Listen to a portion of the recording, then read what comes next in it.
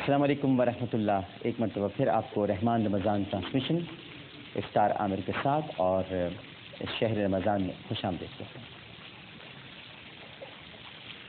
دوسروں کا دکھ درد بانٹنا.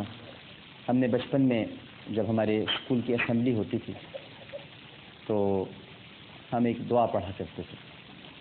آج کل بھی اسکول کی اسمبلی میں پڑھائی جاتی ہے. لب پہ آتی ہے دعا بن کے تمنا میں، زندگی شمع کی صورت خدایا. پڑھتے تھے اسکول میں اور سوچتے تھے کہ علامہ اقبال نے یہ دعا جو اللہ تعالیٰ کی بارگاہ میں کی ہے، نہ جانے کس عالم میں کی ہوگی، کیا سوچا ہوگا انہوں نے. بہت بڑے شاعر مشرق، مفکر پاکستان.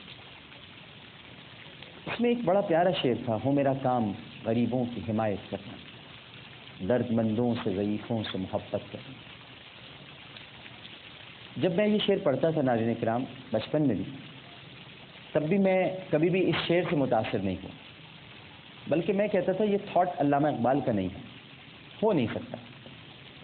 ہو میرا کام غریبوں کی حمایت کرنا، درد مندوں سے ضعیفوں سے محبت کرنا. یہ تھاٹ اقبال کا نہیں ہے، کیونکہ اس سے پہلے ایک واقعہ ایسا پڑھا تھا ناظرین کرام جو بچپن ہی سے ذہن پہ نقش ہو گیا.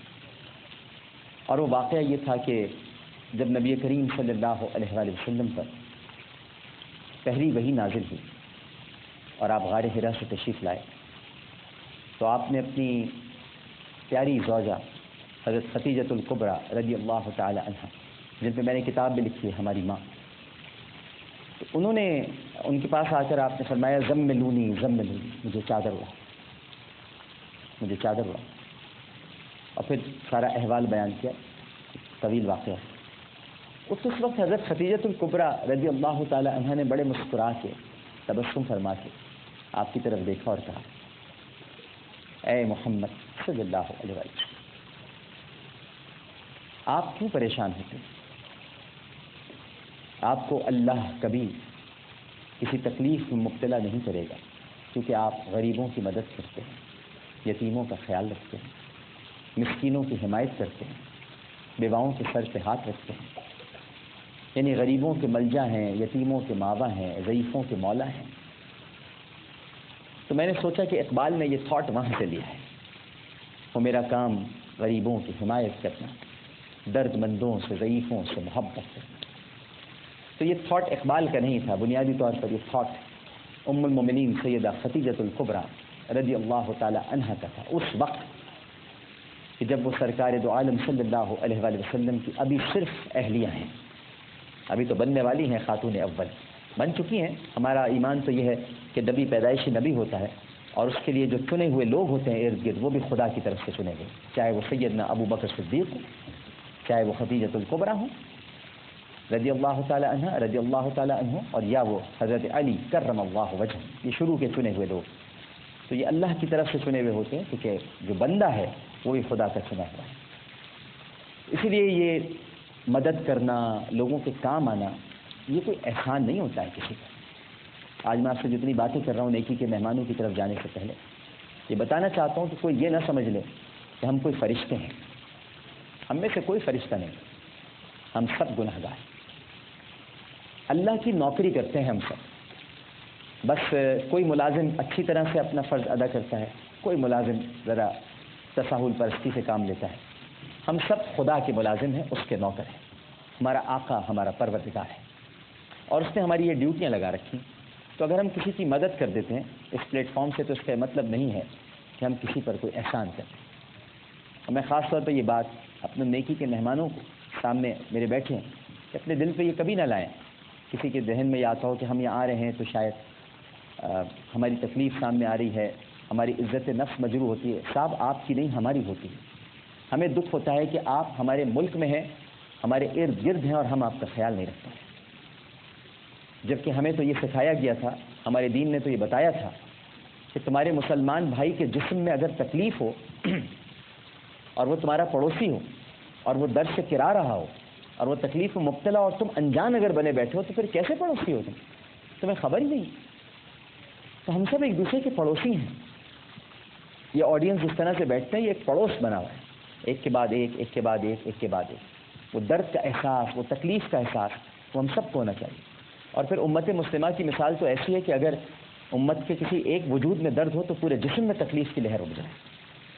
ہم سب کو اس درد کا احساس ہونا چاہیے، یہ دراصل ہماری عزت نفس ہے۔ تو یہ باتیں سب اس لیے کہہ رہا ہوں تاکہ جب میں اپنے نیکی کے مہمانوں کے پاس جاؤں تو یہ سمجھیں کہ ان کا بھائی، ان کا بیٹا یا جو بھی رشتہ مجھ سے منسلک کرنا چاہتے ہیں وہ منسلک کریں، وہ ان کے پاس آیا ہے۔ کوئی ہیرو نہیں آ رہا ہے ان کے پاس، کوئی فرشتہ نہیں آ رہا۔ یہ سب فضول باتیں ہیں۔ ہم سب ایک دوسرے کے کام آنا چاہیے ہم کو، یہ ہم کو دین نے سکھایا ہے، اور یہ ہم دین کی ڈیوٹی ادا کر رہے ہیں۔ کوئی بڑا کام نہیں کر رہے۔ جیسے ہمارے یہاں کہہ دیا جائے فلاں آدمی بڑا نمازی ہے، تو کوئی بات نہیں، نمازی نماز تو پڑھنی چاہیے، لیکن ہمارے یہاں یہ خوبی بتائی جاتی ہے آپ وہ تو نمازی ہیں، کیا کون سا بڑا کام کر لیا نمازی؟ اسلام میں داخل ہوئے تو نماز تو پڑھ دیں، نماز تو معاف نہیں، کسی حالت میں معاف نہیں۔ وہ روزے دار ہیں، کوئی بڑی بات نہیں، روزے دار روزے تو رکھ لیں۔ یہ تو سب آپ کو اسلام کا اپوائنٹمنٹ لیٹر جب ملا تھا تو اس میں یہ ساری چیزیں آپ کی لکھی ہوئی تھی کہ آپ کو یہ کرنا ہے۔ ہاں کچھ اوور ٹائم کریں آپ تو کچھ پتہ چلے، کچھ نیکیاں کریں، کچھ لوگوں کے آنسو پوچھیں، کسی کا دکھ درد بانٹیں، کسی کا غم برداشت کریں، کسی کے غم کو اپنا حصہ بنائیں، اس کے پاس بیٹھیں، اس کی سنیں، اس کے دل کی حالت جانیں۔ یہ اوور ٹائم ہے، اور بونس ہمیشہ اوور ٹائم پہ ملتا ہے، ڈیوٹی ٹائمنگز پہ بونس نہیں ملتا، اس پہ صرف تنخواہ ملتی ہے۔ تو تنخواہ مل جائے گی ہم سب کو، لیکن اگر اوور ٹائم کرنا ہے تو پھر نیکیاں کریں تاکہ بونس ملے، اور بونس بڑا زبردست ہے جو جنت میں بہتے ہوئے نہریں ہیں اور باغات ہیں۔ تو آئیے ہم چلتے ہیں اپنے مہمانوں کی طرف۔ ناظرین کرام، ہمارے جو پہلے مہمان ہیں ان کا نام امیر خان ہے۔ امیر خان صاحب نام سے تو امیر ہیں، مسکرا رہے ہیں آپ ماشاءاللہ، مگر ان کے گھر میں جو ہے وہ بہت در و دیوار سے غریبی ٹپکتی ہے۔ یہاں بیٹھ جاؤ آپ کے پاس میں۔ اچھا جی، تو آپ بیٹھے بیٹھے، آپ بیٹھے بیٹھے، میں تو یہیں بیٹھتا ہوں، اللہ مجھے یہیں بٹھائے رکھے۔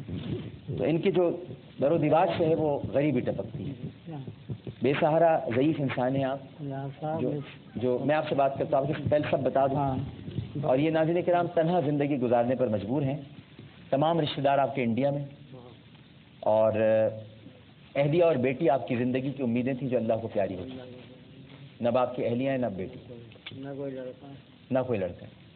یہ آپ قریب کر دیجیے گا مائک، ان کے ہاتھ میں رکھیے گا، نہ کوئی لڑکا ہے۔ ٹھیک، زندگی بھر محنت مزدوری کر کے پیٹ پالا، اور اب ضعیفی کی وجہ سے کام ختم ہو گئی، کبھی کسی کے آگے ہاتھ نہیں پھیلایا، ہاتھ نہیں پھیلایا، شرم آتی ہے مانگتے ہیں۔ ایک کال کوٹھی میں ناظرین کرام یہ بڑی کسمہ پشتی کی زندگی گزاری۔ آپ دیکھیں گے جانور بھی نہیں رہے گا جیسا میں رہ رہا ہوں، اگر آپ دیکھیں گے خود کہیں گے یہ جانور بھی نہیں رہ سکتا جیسے میں اپنا گزارا کر رہا ہوں۔ اگر اس نے نکال دیا تو میں فٹ بال پہ پڑا ہوا ہوں گا۔ نہ کھانے کو روٹی ہے، نہ پہننے کو کپڑا، اور علاج کے لیے کوئی رقم بھی نہیں، بالکل بیمار ہے، میں پڑا ہوا ہوں۔ کیا خوددار آدمی ہے، بھکاری نہیں ہے، حالات کے جبر نے آپ کو اس حد تک پہنچا دیا ہے، اور یہاں تک آیا ہوں۔ یہ ان کے پڑوسی ہیں ناظرین کرام، اور ان کی شکل مجھ سے بہت ملتی جلتی ہے ماشاءاللہ، اور یہ کل اعتکاف میں بیٹھ جائیں گے تو مجھے بتا رہے تھے کہ ڈاکٹر صاحب عامر بھائی میں کل سے تو اعتکاف میں بیٹھ جاؤں گا، بس میں چاہتا ہوں کہ اعتکاف میں جانے سے پہلے یہ نیکی کر جاؤں۔ انہوں نے مجھ سے کہا یہ آپ کو لے کر آئے ہیں، تو میں نے ان سے کہا کہ آپ ان کو لے آئیے اور دیکھتے ہیں کہ کیا ہوتا ہے۔ تو کچھ اپنی کہانی ہمیں سنائیں آپ امیر خان صاحب، کیا ہوا کیا آپ کے ساتھ؟ اب آپ جو رہ رہے ہیں جس جگہ پر وہ کیسی جگہ ہے؟ بالکل خراب ہے، ان کا کام ہوتا ہے چھپائی کا، تو کیمیکلوں کا ان کا پانی وہ کام کر اپنے گھر چلے گا، پانی پڑا ہوا ہے، اب میری چرپائی ذرا سی جگہ میں پڑی ہوئی ہے، اب ہم نے زندگی کھاتے پیتے کہاں سے آپ؟ زندگی لوگ مجھے تھوڑا دے دیتے ہیں کھانے پینے کے لیے، یہ خیال کرتے ہیں، یہ بہن بھی خیال کرتی ہے، آپ کی بہن